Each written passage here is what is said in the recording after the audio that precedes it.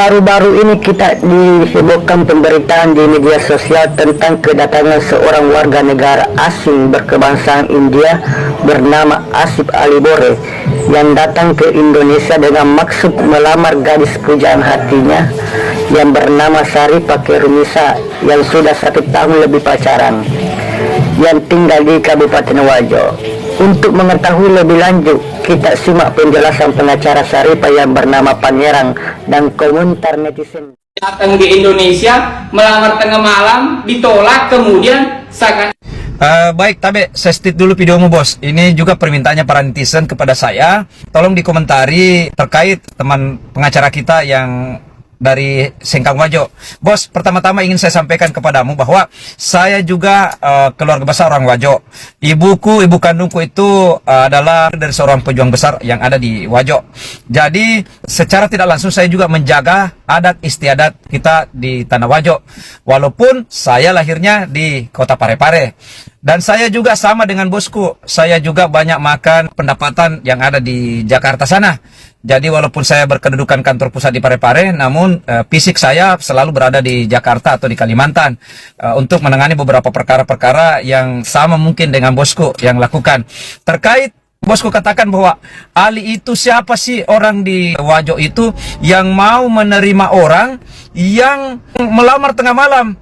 Tidak ada adat Wajo begitu menerima orang asing datang ke kampungnya melamar tengah malam, bos. Mungkin kau lupa membaca histori atau bertanya kepada Nisa lebih jauh terkait orang tersebut. Karena kenapa? Yang saya tahu dari cerita yang beredar bahwa orang itu datangnya telat tengah malam, bayangkan. Dari Arab Saudi pulang dulu ke kampungnya di India. India naik pesawat kita tahu berapa lama.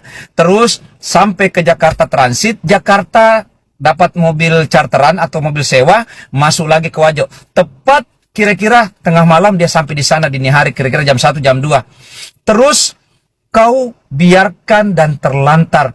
Tidak ada orang melamar tengah malam. Orang kecapean baru datang, masa langsung melamar tengah malam? Coba kalau saya balik, bosku. Kira-kira orang tuanya Nisa mau terima nggak kalau tiba-tiba dia datang siang? Andaikan saat dia datang dari India, tiba di Jakarta, Jakarta ke Makassar, Makassar ke Wajo, tiba-tiba si Ali ini datangnya tepat di siang hari. Kau terima nggak lamarannya? Ini saya balik pertanyaannya. Jangan begitu, bosku. Harusnya sebagai adat ketimuran yang saya tahu nih, Pak adat tahu Wajo orang Bugis, itu kalau orang datang, kalaupun kau takut dia tengah malam, minimal kau kasih bantal dulu, kasih minum, kasih bantal. Namanya juga tamu dari jauh. Amde kan kita curiga ya. Terus biarkan dia tidur sampai pagi. Lalu panggil RT RW untuk mendampingi. Terus apa maunya? Jangan langsung kau lapor ke polisi, kasihan juga orang.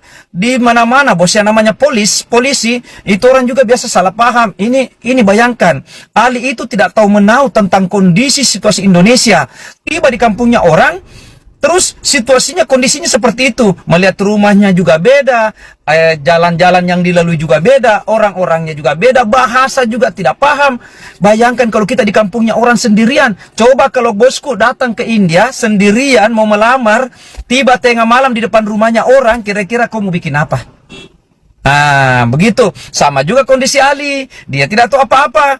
Harusnya sebagai masyarakat yang beradab, ya kita kan ini tomatan resiri mana, maksudnya kasihlah misalnya bantal atau apa biar dia tidur sampai pagi, lalu panggil RT RW atau tetangga-tetangga, lalu panggil Nisanya, translate kembali apa sih maunya ini anak. Setelah kita tahu, barulah kita berbicara, omongin yang namanya lamaran. Ali itu juga pasti akan mengatakan, saya sudah datang secara baik-baik tapi dia tolak saya. Ya mungkin Ali tidak terlalu sakit hati, tapi ini kan tidak ada pembicaraan, Anda blok dari Makassar menurut cerita yang beredar. Sampai Ali penasaran kenapa tadinya chatnya begitu asik di WhatsApp, tiba-tiba di Indonesia kok diblok semua. Wajar orang. Saya juga secara pribadi, bosku, di luar profesi saya sebagai pengacara, tentu saya juga penasaran kok tiba-tiba saya diblok. Tadinya saya mesra-mesra begitu, tiba-tiba diblok. Tidak ada angin, tidak ada hujan, tidak ada guntur, tiba-tiba saja semua hilang kontak.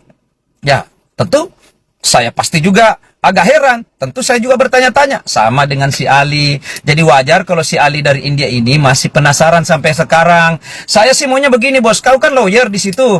Andai kan saya juga lawyernya Ali, saya ingin mempertemukan Sarifah itu dengan Ali, biarkan mereka bicara, kita translate dua-dua nih, kita pakai translate, kamu mewakili Nisa, saya mewakili Ali, kita translate dua-dua nih. Ini kan belum pernah ketemu mereka, cuma melalui TV, masing-masing pihak berbicara, mengklaim diri masing-masing benar. Bagaimana kalau kita pertemukan, kita konfrontir keduanya, karena di dalam hukum juga konfrontir itu diatur oleh undang-undang. Ayo kita pertemukan yang mana benar, yang mana salah. Saya yakin TV-TV nasional akan mendukung pernyataan saya. Daripada begini, tidak ada ini, bully nasional itu akan tercipta terus dari hari ke hari. Jadi kalau bisa, itu usulan saya kepada TV-TV nasional nih. Ada nggak yang mendukung saya nih? Netizen gimana? Mendukung saya atau tidak? Dari Tanah Bugis, Sulawesi Selatan.